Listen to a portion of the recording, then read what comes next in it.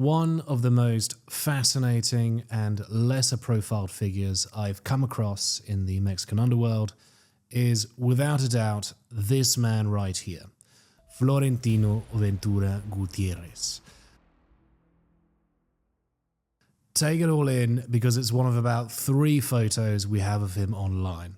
With a career spanning over 40 years across some of the shadiest and most corrupt Mexican agencies of its time, Ventura was among the most powerful lawmen, not just in the country, but in all of Latin America. And he was as ruthless as they came. To the long list of traffickers he put behind bars, we find major kingpins like Alberto Sicilia Falc3n, Rafael Caro Quintero, and Ernesto Fonseca Carrillo. Personally, he was extremely enigmatic, with plausible ties to one of the most sadistic cults in Mexican history.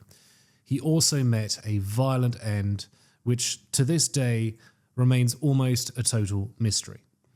So, let's check out what we know about him, the many stories and anecdotes on public record, the Tiger of Colima, ladies and gentlemen, top cop, trafficker, and likely occultist.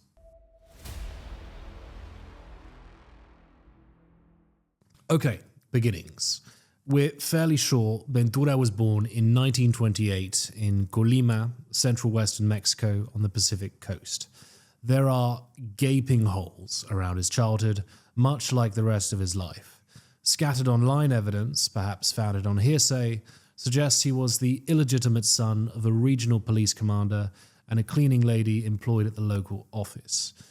If I had to hedge my bets, though, I'd say this is very likely a myth, reeking of the bury the bastard tradition. More reliable sources state that in his adolescence, he trained in a religious seminary with a view to becoming a priest, but for whatever reason, gave up the pursuit. Clearly, he was bright, though his path was hardly straightforward. One shaky source suggests he studied at the Department of Social and Political Sciences at one of the country's leading universities, but would later drop out. If this is the case, we could hazard a guess as to why this might have been. Official documents list Florentino Ventura among the founding agents of Mexico's Directorate of Federal Security, i.e. the DFS, which was established in 1947. Ventura would have been just 19 years of age. Many of you will have heard about this agency. Suffice to say, for now, it was established as a sort of hybrid between the FBI and the CIA, founded at the dawn of the Cold War era with American assistance to keep communism out of the Western Hemisphere and contained to the Soviet sphere of influence.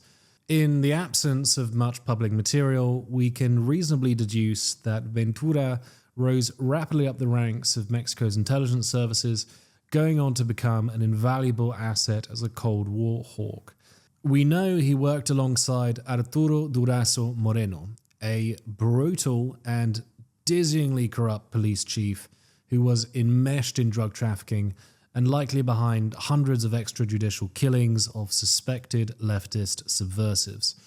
Once Durazo Moreno's many sins caught up with him years later, Ventura would be the one to personally place the cuffs around his wrists, extraditing his old crony from the United States back to Mexico. In a 1987 interview with journalists Russell and Sylvia Bartley, Ventura mentioned he had extensive training under an array of American agencies, namely the CIA, the FBI, Customs, Border Patrol, and later the DEA. The reputation Ventura garnered for mercilessness and cold-hearted efficiency no doubt was forged in this violent and sinister period while the so-called Dirty War was raging in Mexico, at the time a hotbed for guerrilla activity and Soviet spies, and as a consequence, atrocious human rights abuses committed by Mexican state assets. And through an impromptu interview conducted by author James Mills, we have some interesting tidbits of what Ventura was up to in the 60s. The interviewee was an unnamed subordinate of Ventura's, sent by the Comandante to Mills's hotel to, quote, tell him anything Mills wanted to know and take him anywhere he wanted to go. The man stated that in the investigations following the 1968 assassination of Martin Luther King, Ventura's team had been called upon by American intelligence to track down suspected witnesses in Mexico, ones who knew King's killer, James L. Ray, from his brief time south of the border, while he was committing himself to becoming a would-be porn director, would you believe? After revealing this to Mills, the aide took a sip from his drink, then said, "Well, the Americans sent us a list of 23 people, and we found all 27. Most of what we really know about Ventura, at least in publicly available sources, begins in the 1970s as an immensely powerful comandante in Mexico's federal judicial police. And much of that information is out of James Mills's investigative juggernaut, the Underground Empire, where crime and governments embrace. By then, Ventura was heading an elite unit of 50 detectives, known as the Special Group, and tasked with high-priority cases related to national security or major drug violators. Cases the Attorney General wanted handled discreetly and decisively. Implicit in this mandate was the license to torture and kill. And as you'll already have gathered by now, Ventura had excellent ties with American agents, long-standing ties, in particular with the CIA, and a great deal of American agents were pretty big fans of his. One such admirer was Edward Heath, the DA's boss in Mexico, who was working out of the US Embassy.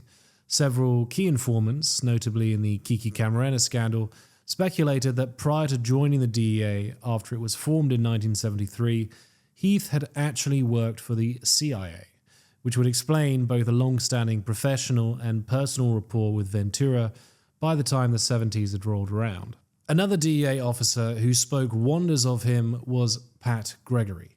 This was an agent based in Sacramento who would go on to become a key agent on the case of Cuban drug czar Alberto Sicilia Falc3n. Another DEA officer who spoke wonders of him was Pat Gregory.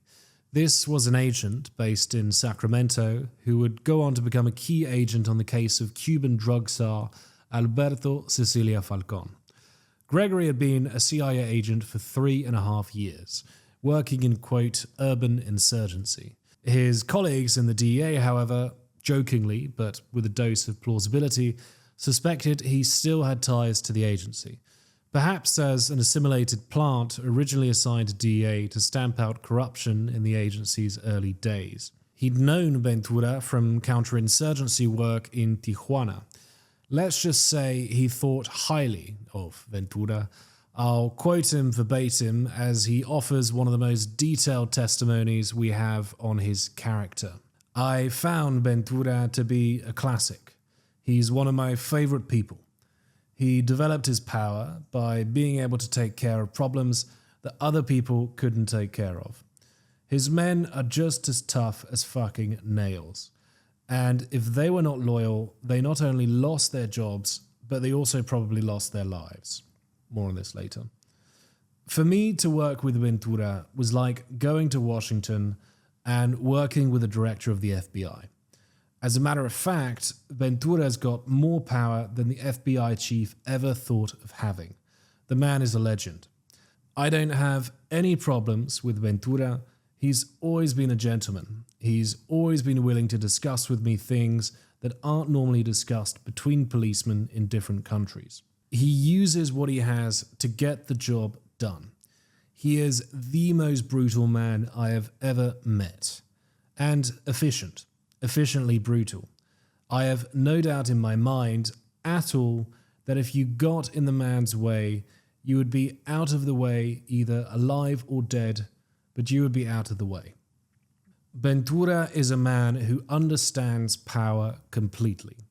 A man who people have tried to assassinate on a number of occasions, a man who's had his home shot up and blown up, a man who's been in the city, been in the country, a man who's fought guerrillas, fought terrorists, fought prostitution and gambling and narcotics.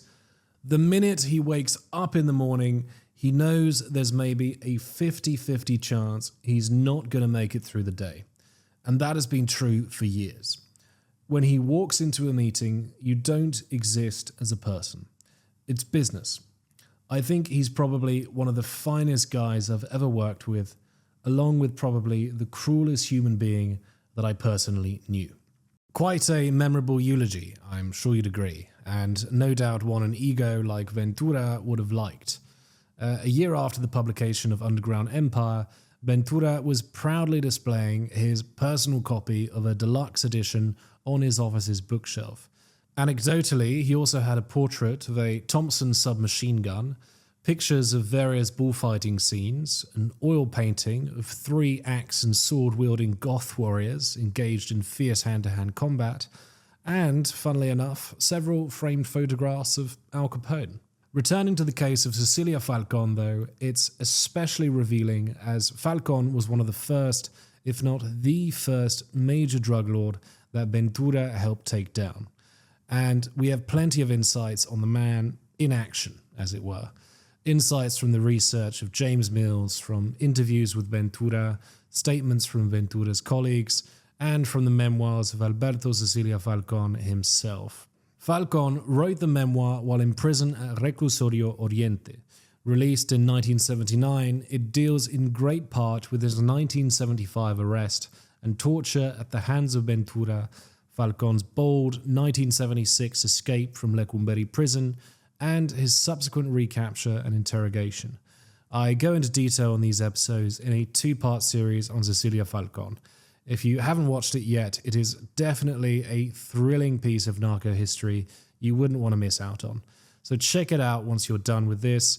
And by the way, if you're enjoying this, please consider subscribing so I can carry on making these sorts of videos. I'll try and keep it brief. In 1975, after at least 3 years of investigation and surveillance on Falc3n and his operations, DEA receives intel that Falc3n's associates are expecting a cocaine shipment arriving in Mexico City from Peru. Shortly after, Falc3n's twin-engine Beach Duke is reported flying out of Tulsa, Oklahoma, and bound for Mexico. Heath notifies his buddy and close colleague Ventura, who in turn orders police surveillance on all individuals and properties linked to Falc3n's empire.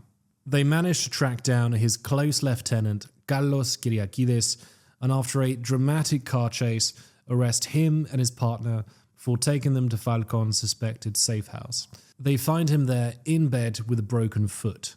He reaches out for his gun as lawmen storm the room, but is soon overwhelmed.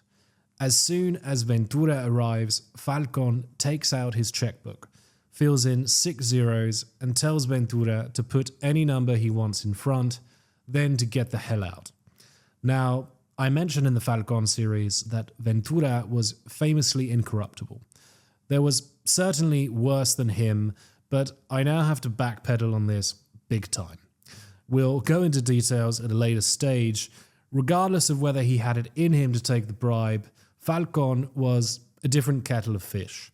US pressure was too high, and Falc3n was too much of a political liability. Far too powerful, far too wealthy, and far too embroiled with Mexico's elite to stay free. Ventura would have had very clear orders that Falc3n now needed to go down. At this point, he was expendable anyway. And a catch like Falc3n, there was far too big a career opportunity to miss. So, Falc3n and his associates are swiftly rounded up and taken to the dreaded dungeons of the Attorney General's office, an area called Los Separos. Ventura actually spends the night at Falc3n's in order to arrest any unsuspecting associates dropping by. 3 key associates are taken down this way, all with incriminating evidence on Falc3n's enterprise. Over the next few days, they and Falc3n were brutally tortured by Ventura's men.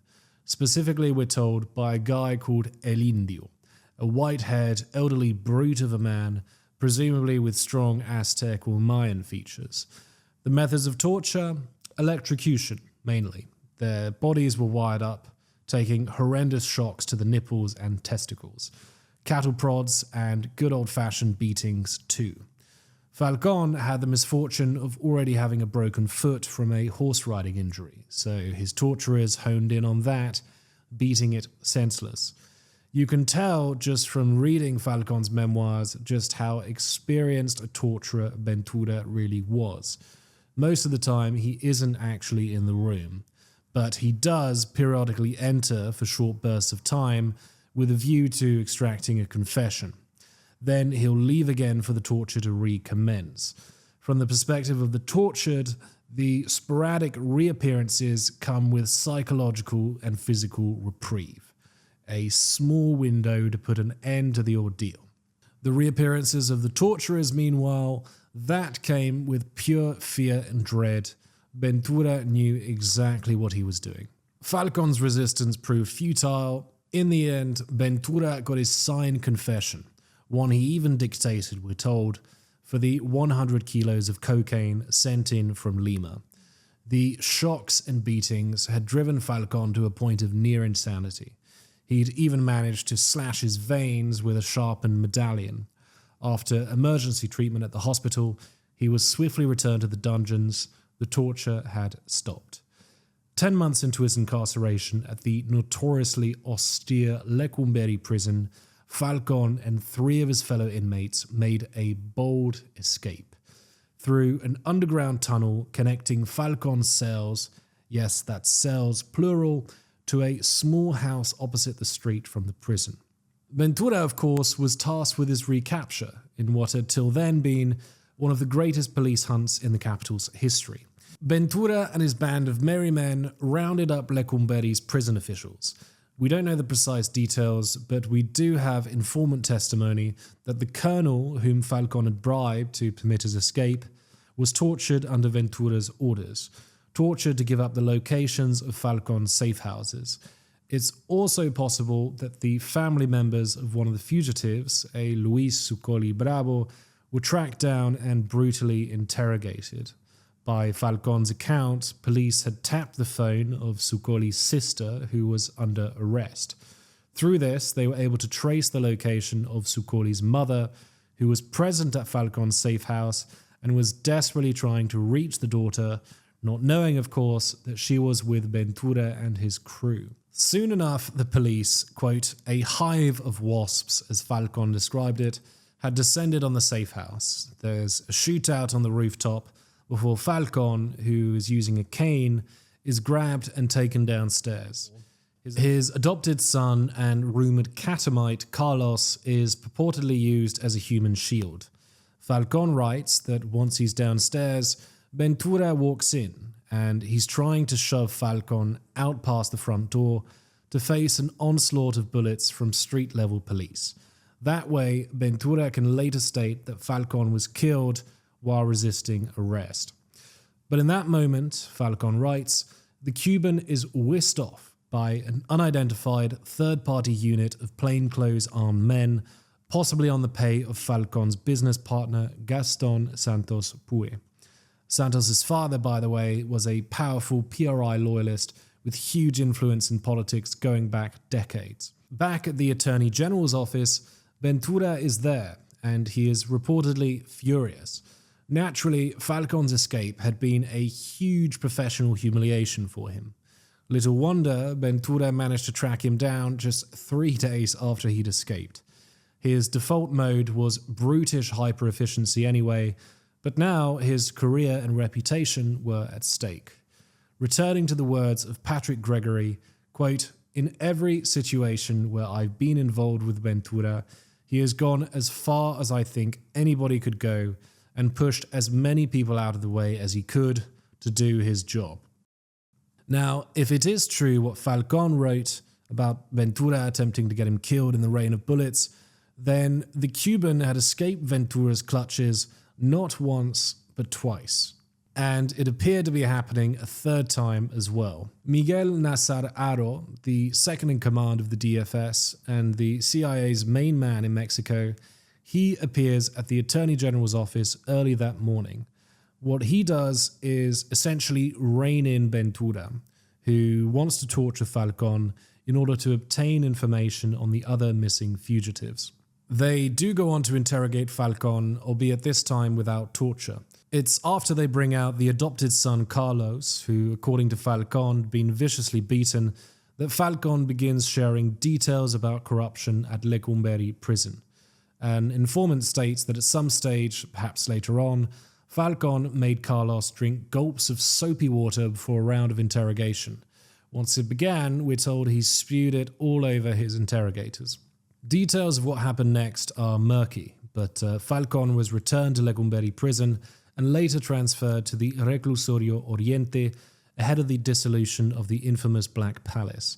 If you want to know more details on what happened to him after his rearrest, I refer you to the series on Sicilia Falc3n or Pure Narco by Jesse Fink. While in jail, Falc3n was, of course, still moving dope, but he was also working round the clock, trying to get his lawyers to bribe court officials for an early release. He told one of his attorneys, who, unbeknownst to Falc3n, was a DEA informant, that if his existing strategy failed, he would try to bribe Ventura, and that if Ventura refused, he would have him assassinated. The lawyer passed the intel on to DEA, who in turn passed it on to Ventura. As he absorbed the information, his smile, we're told, resembled, quote, a thin crack in a large, dry rock.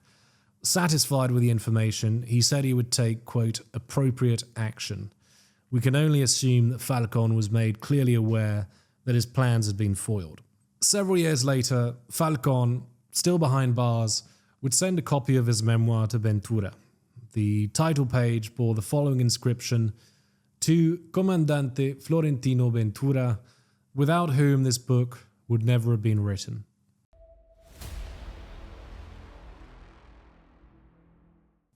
Fast forward 10 years later, on the 5th of March 1985, the bludgeoned, brutalized, and barely recognizable corpse of DEA agent Enrique Camarena was found on a ranch outside of Guadalajara. The manhunt for his abductors, torturers, and killers was on.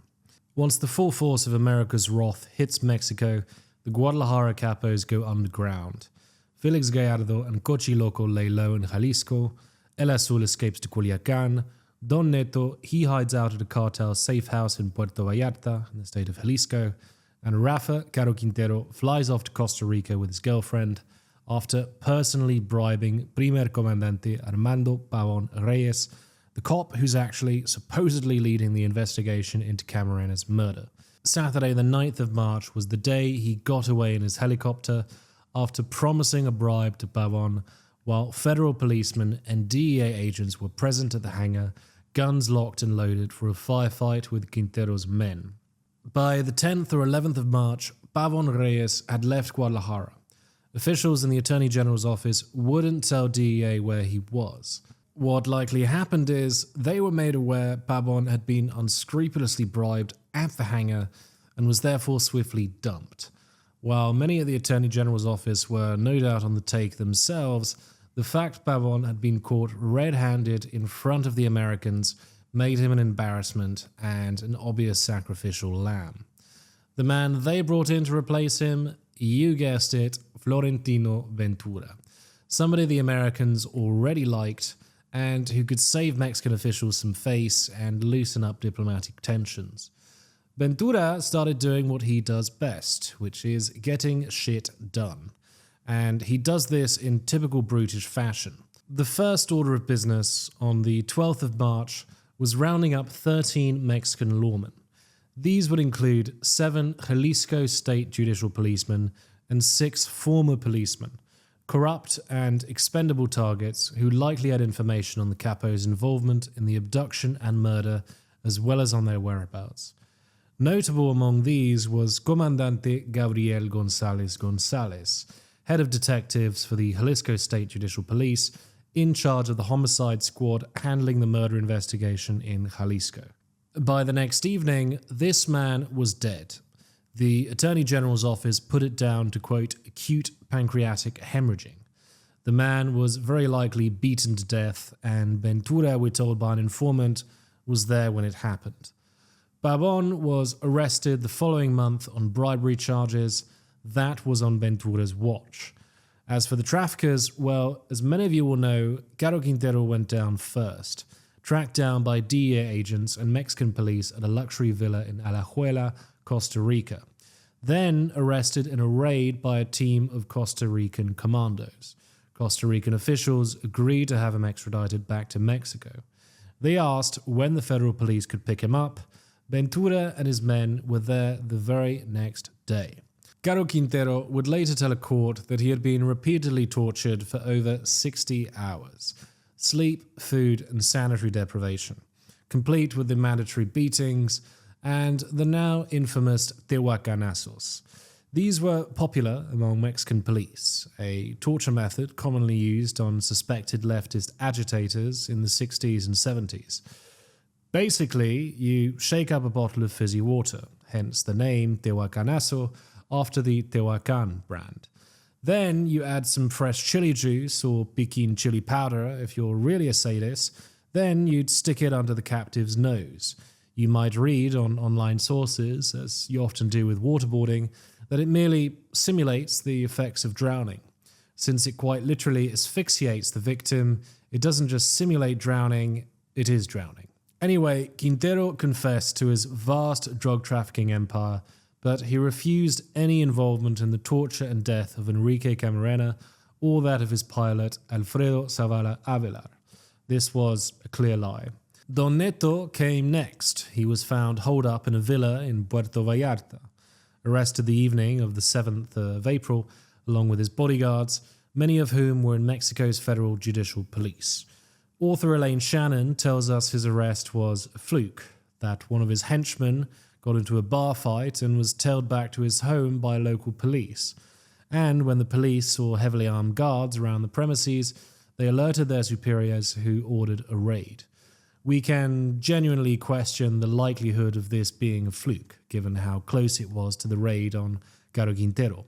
And one of the policemen under Don Neto's employ, later a witness under US federal protection, also testified that once the lawmen had encircled the villa, Don Neto instructed his bodyguards not to resist because everything had been, quote, arreglado, i.e. prearranged. Fonseca and his bodyguards were subsequently arrested. The same witness, referred to as J33, claims all were taken by bus to Guadalajara police station, where they were beaten, interrogated, and tortured. He recalls that they were blindfolded, or entamalados, then viciously beaten. Tehuacanazos followed, with chili. Some of the men were subjected to pozole, to continue with the dark food metaphors, i.e. shoved into barrels filled with water for drowning torture. We're told Don Neto was spared the torture. Later, they were all sent to the capital, picked up in vans belonging to the Attorney General's office, and sent to a hotel where they were separated.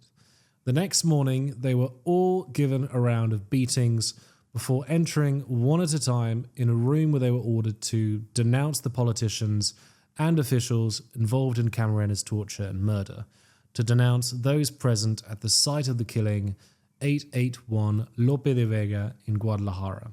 The witness assures us that despite being blindfolded, Fonseca Carrillo was in the room, quietly listening in on the confessions. He was certain of this on account of the distinctive reek of bazuco, i.e. freebase cocaine, which Don Neto regularly mixed into his cigarettes. Whether he was in the room or not, it does appear he would later know the contents of their confessions. The witness claimed the confessions were a loyalty test, meaning whoever did confess to what they knew about the Camarena case was disposed of, so likely murdered. Next, they were taken to the detention cells of the Attorney General's office to make a statement before the public prosecutor. They were told to confess to being present at the house where Kiki Camarena was tortured, and that if they didn't sign the statement, they would be beaten. J33 chose to sign. After this, the witness claims Ventura tried to make a deal with him, quote, cop to cop. He wanted him to tell him who was at the Lope de Vega house at the time of Kiki's torture. In exchange, he would guarantee his release.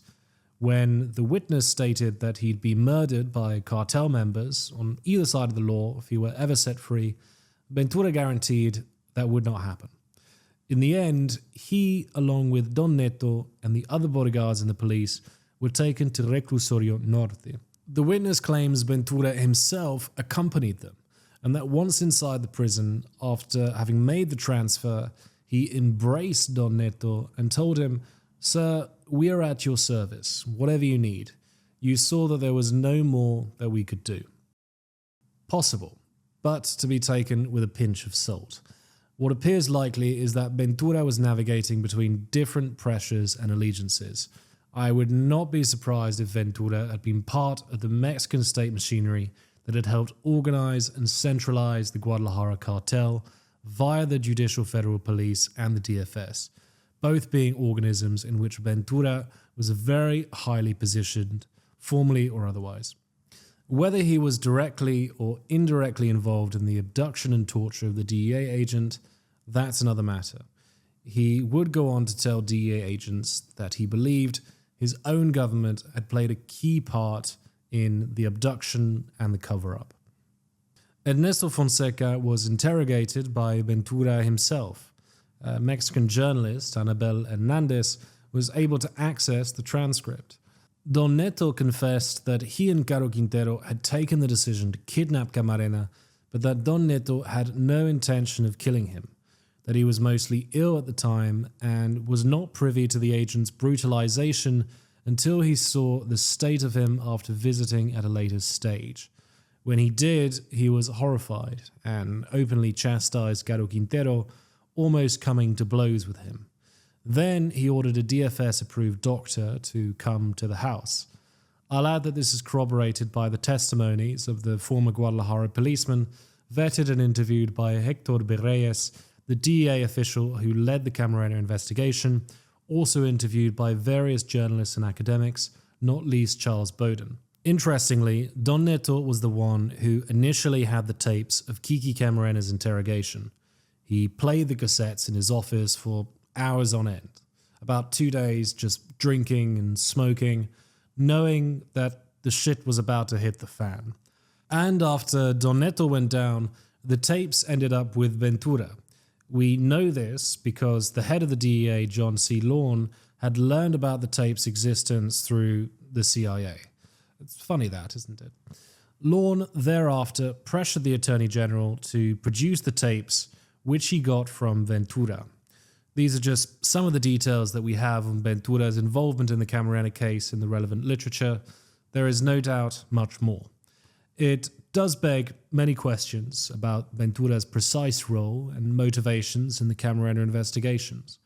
To what extent was he also covering up for his superiors in the Mexican government? Just how embedded had he been with the Guadalajara cartel?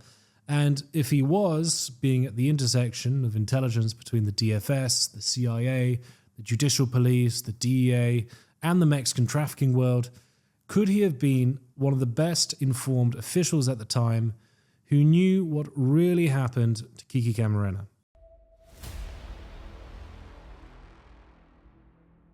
Moving on now to a very intriguing and lesser-known element of Ventura's life. Some of you, especially true crime fans, might be familiar with the life and times of a man called Adolfo Constanzo. If not, this man was the ringleader of a particularly vicious cult most active during the 1980s in Mexico City and in Matamoros, in the border state of Tamaulipas. The gang practiced a very perverted form of Palo Mayombe, an Afro-Caribbean religion which had developed in Cuba but had historical roots in the Congo. Central to the belief system is the communication with ancestral spirits and forces that inhabit certain natural bodies.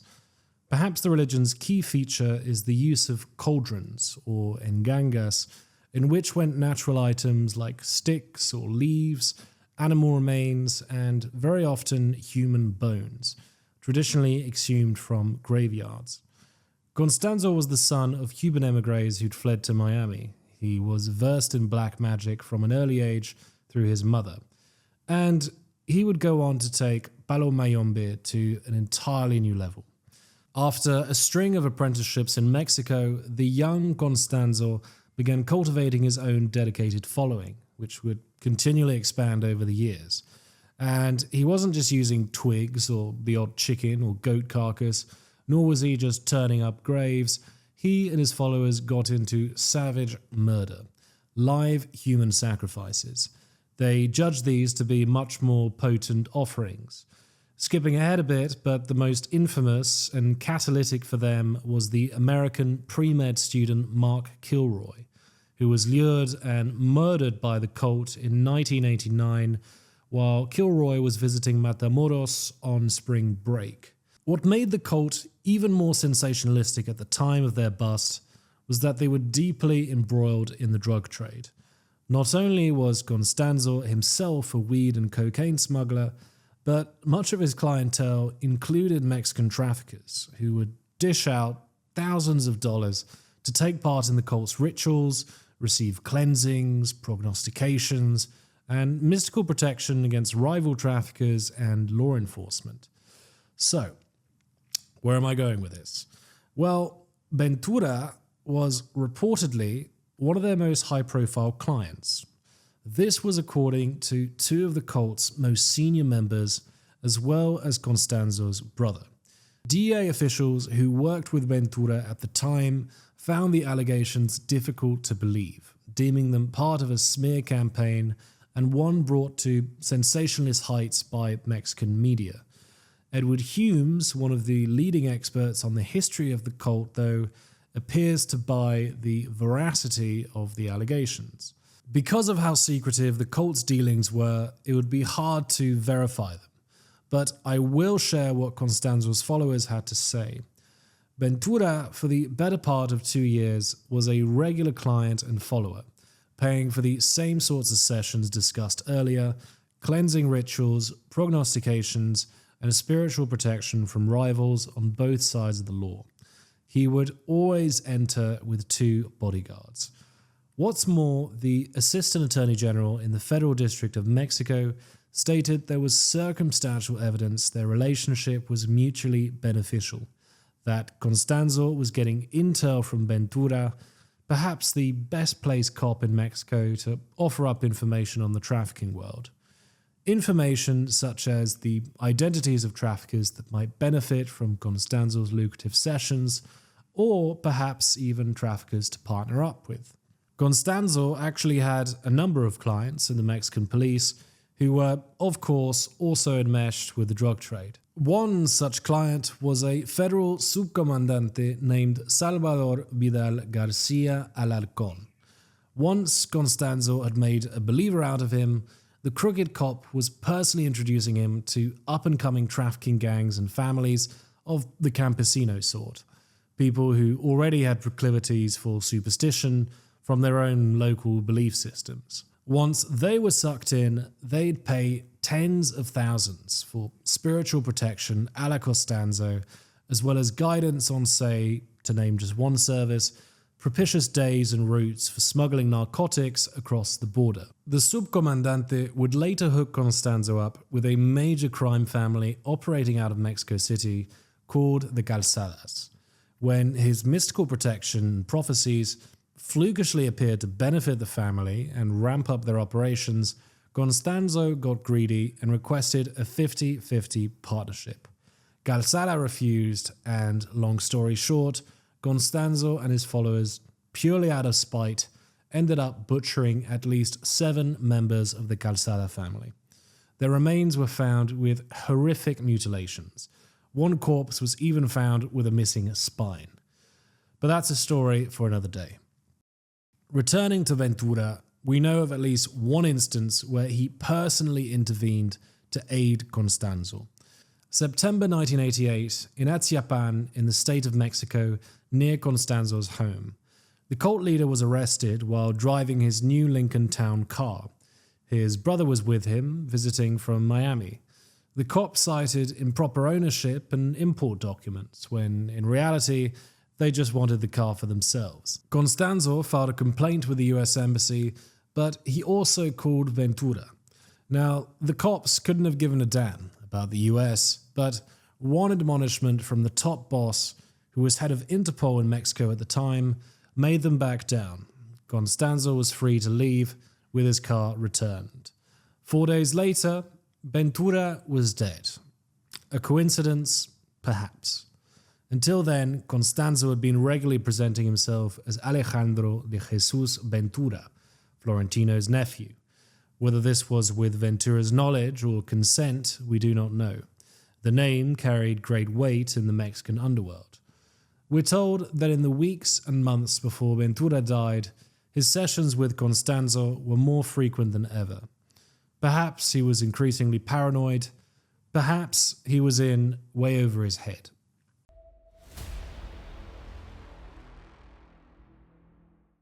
It happened on September 17th, 1988.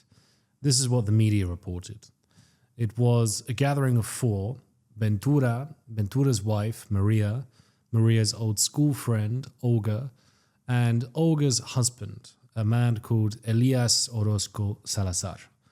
I give his full name as he will be central to this story. Ventura and his wife had invited the couple down to Mexico City over from Tamaulipas, in part to celebrate the national holidays, in part to flee the hurricane that was thrashing the Gulf of Mexico at the time.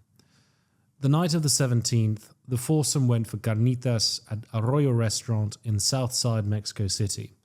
There they began drinking. Ventura was reportedly drunk.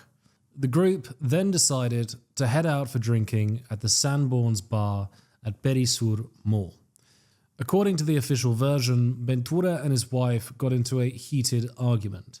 Accounts differ, and the reason as to why will be clear later, on whether this broke out inside the car or outside on the street after parking the car to walk over to the bar.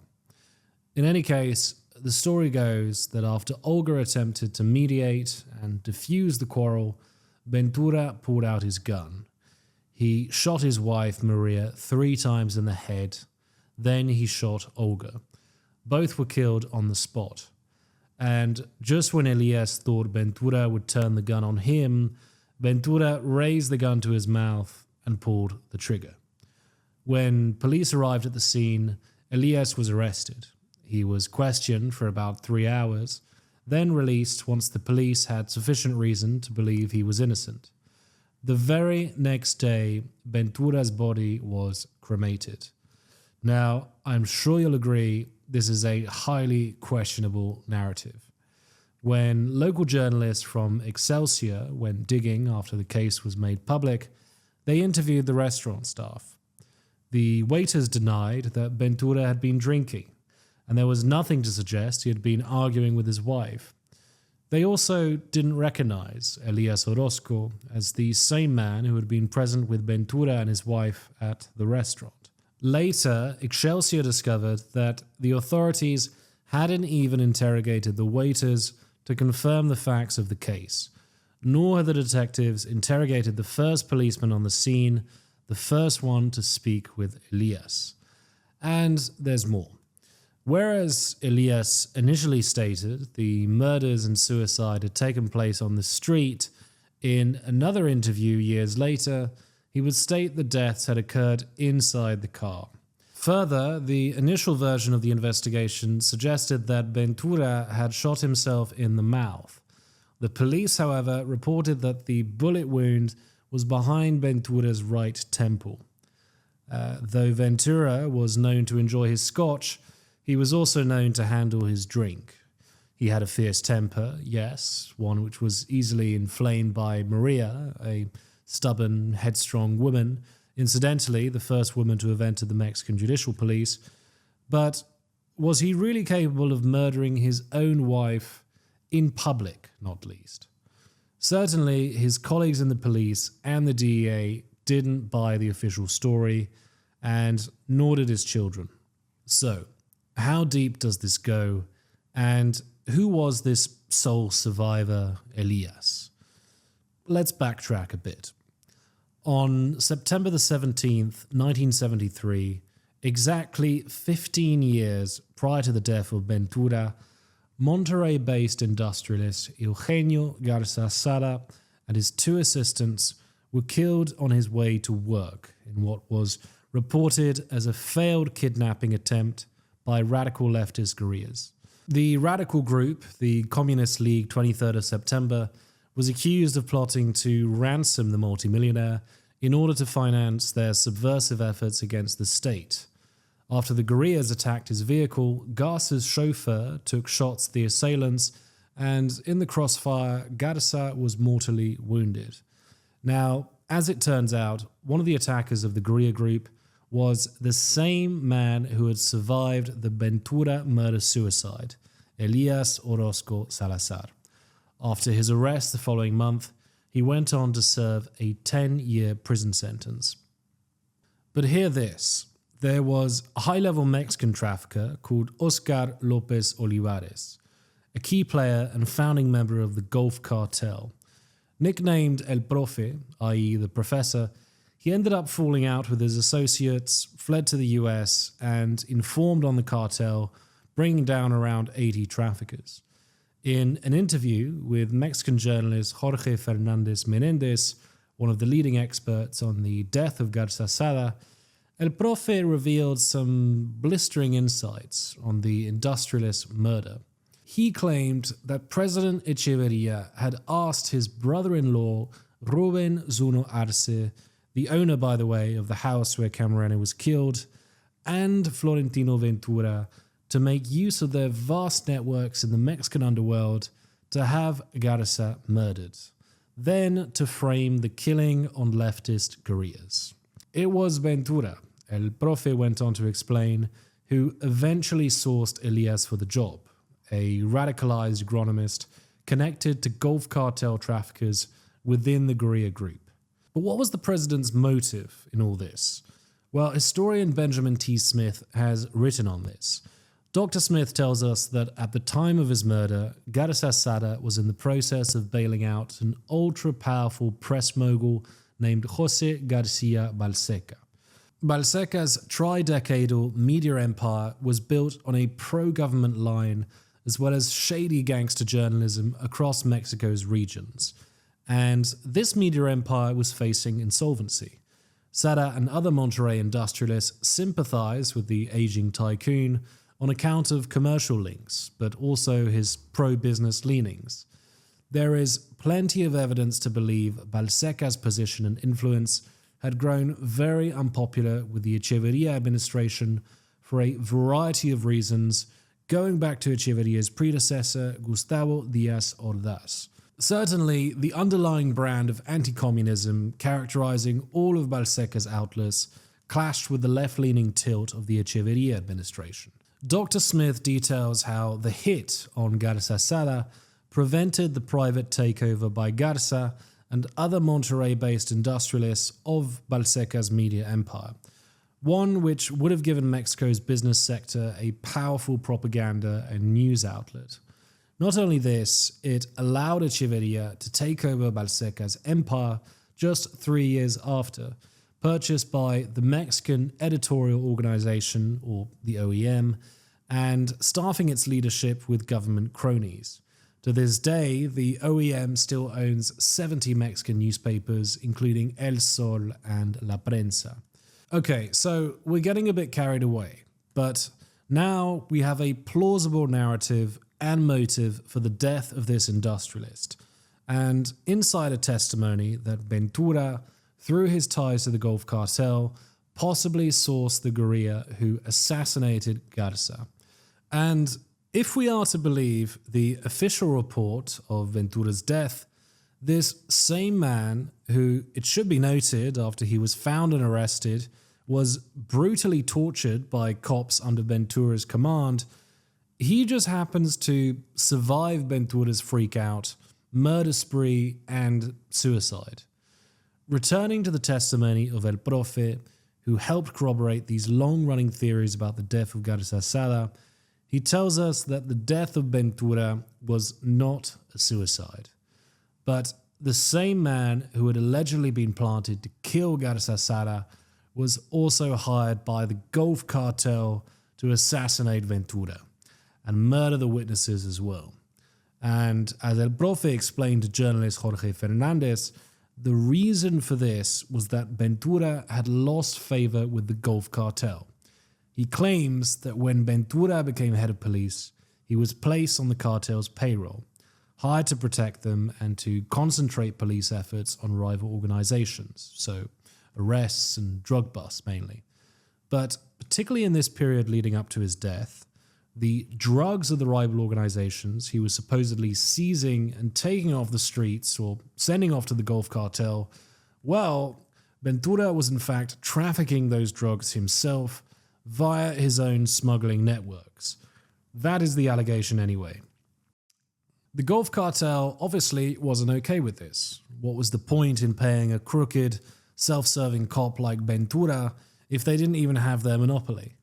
So they decided to dispense with his services and to off him through a hired assassin who would have plenty of reason to want to kill Ventura.